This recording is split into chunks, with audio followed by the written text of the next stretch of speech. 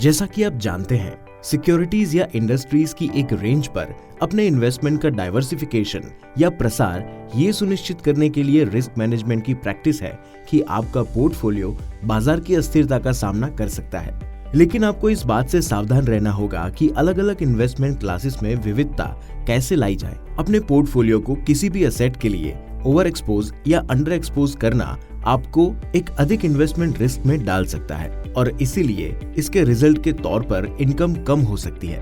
यही वो जगह है जहां एसेट एलोकेशन आता है। ये आपके रिस्क टॉलरेंस गोल्स और इन्वेस्टमेंट टाइम होराइजन के अनुसार आपके पोर्टफोलियो में एसेट क्लासेस के बैलेंस मिक्स को जोड़ने के लिए संदर्भित करता है। शतरंज के खेल के बारे में सोचो, क्या आप जीतने में सक्षम होते यदि आपके खेल में केवल घोड़े होते? बिल्कुल नहीं। जीतने का अच्छा मौका पाने के लिए आप एक ऐसी टीम चाहते हैं जिसमें अलग अलग शक्ति वाले और कौशल्य वाले खिलाड़ी शामिल हैं, ताकि वे जरूरत पड़ने पर एक दूसरे की कमजोरियों को बैलेंस कर सके। ऐसे ही शतरंज के खेल में अलग अलग मोहरों की आवश्यकता होती है जो अलग अलग तरीकों से चल सके। आपके पोर्टफोलियो को इक्विटी, डेट, कैश और अन्य एसेट क्लासेस के अच्छे मिक्स की आवश्यकता होती है, जिनमें से हर कोई आपके पोर्टफोलियो में विशिष्ट भूमिकाएं निभाते हैं। उदाहरण के लिए इक्विटी आपको समय के साथ हाई रिटर्न उत्पन्न करने में मदद कर सकती है, लेकिन इसमें रिस्क भी शामिल है। दूसरी ओर डेट आपके पोर्टफोलियो में स्थिरता लाने में मदद करता है, लेकिन केवल कम रिस्क पर लिमिटेड रिटर्न्स ऑफर करता है। बैंक में कैश आपको सुरक्षा की भावना दे सकती है, लेकिन ज्यादा ब्याज नहीं दे सकती, खासकर इन्फ्लेशन के खतरे को देखते हुए।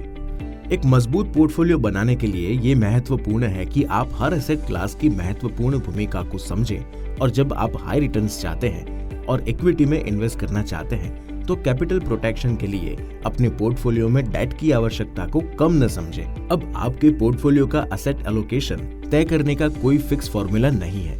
ये आपके रिस्क प्रोफाइल और आपके फाइनेंशियल गोल्स के कॉम्बिनेशन पर निर्भर करता है जिन्हें आप प्राप्त करना चाहते हैं। बदले में आपकी रिस्क प्रोफाइल रिस्क लेने की आपकी क्षमता, रिस्क लेने की आपकी इच्छा और आपके लक्ष्यों को प्राप्त करने के लिए वास्तविक आवश्यक रिस्क के संयोजन से निर्धारित होती है। लेकिन आपको रिस्क क्यों लेना चाहिए? ऐसा इसलिए है क्योंकि रिस्क और रिटर्न एक ही सिक्के के दो पहलू हैं। यदि आप हाई रिटर्न्स चाहते हैं तो आपको हाई रिस्क लेने के लिए तैयार होना चाहिए।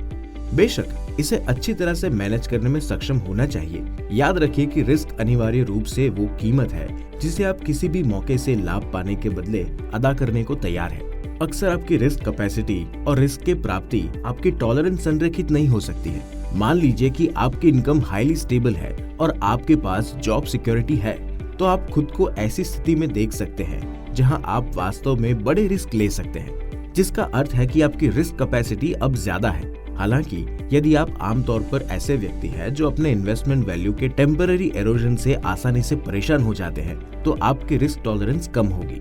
रिस्क कैपेसिटी, टॉलरेंस और रिस्क लेने की आवश्यकता के बीच सही बैलेंस आपके इन्वेस्टमेंट चॉइसेस और कॉन्सिक्वेंटली आपके एसेट एलोकेशन को निर्धारित करना चाहिए। आइए हम एक इन्वेस्टमेंट पोर्टफोलियो के अंतर्निहित एसेट एलोकेशन पर वापस जाएं। आपके द्वारा अपने पोर्टफोलियो में जोड़े जाने वाले हर एसेट का प्रपोर्शन आपके रिस्क प्रोफाइल के अनुसार अलग होना चाहिए। अब एक महत्वपूर्ण पहलू आवश्यकता होने पर अपने पोर्टफोलियो के एसेट एलोकेशन को फिर से बैलेंस करना है। मान लीजिए कि आप एक मध्यम रिस्क प्रोफाइल व्यक्ति हैं और एक निश्चित अवधि में उनकी चुनी गई इक्विटी एसेट्स ने अच्छा प्रदर्शन किया और वैल्यू में इंक्रीमेंट भी की। इसका मतलब ये होगा कि आपकी ओर से कोई अतिरिक्त इन्वेस्टमेंट न होने के बावजूद इक्विटी अब आपके पोर्टफोलियो का एक बड़ा हिस्सा बन जाएगी। वास्तव में मार्केट मूवमेंट्स के साथ अलग अलग एसेट्स में आपकी होल्डिंग उनकी निर्धारित अपर या लोअर लिमिट का उल्लंघन कर सकती है।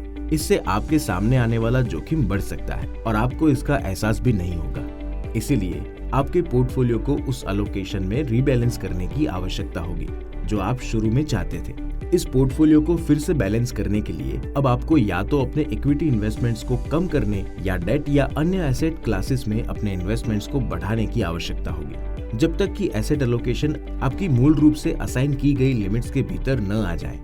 एसेट एलोकेशन आपको इन्वेस्टमेंट रिस्क को नियंत्रित करने में मदद करता है, जबकि ये सुनिश्चित करता है कि आप विभिन्न एसेट क्लासेस द्वारा दिए गए बेनिफिट्स में भाग लेते हैं। इसके लिए केवल अनुशासन की आवश्यकता है।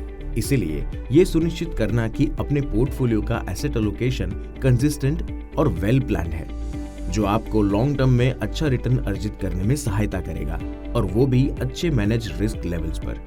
याद रखें, आपका असेट एलोकेशन पैटर्न फिक्स नहीं है।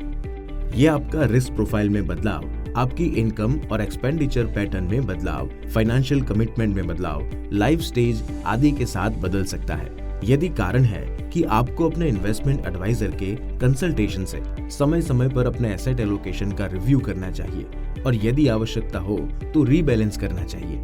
अंत में एक अच्छे डाइवर्सिफाइड पोर्टफोलियो के लिए एक एसेट एलोकेशन पैटर्न की आवश्यकता होती है जो आपके पोर्टफोलियो के रिस्क रिटर्न कैरेक्टरिस्टिक्स को ऑप्टिमाइज करता है।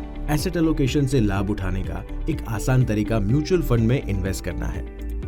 वे आपको एक एक्सपर्ट के साथ अलग अलग एसेट क्लासेस के कॉम्बिनेशन में इन्वेस्ट करने का अंतर्निहित लाभ प्रदान करते हैं, जो पोर्टफोलियो को लगातार रिव्यू करते हैं और एसेट के बीच बराबर बैलेंस बनाए रखते हैं। आपके लिए उपयुक्त फंड का सही प्रकार जानने के लिए आप अपने इन्वेस्टमेंट एडवाइजर से कंसल्ट कर सकते हैं।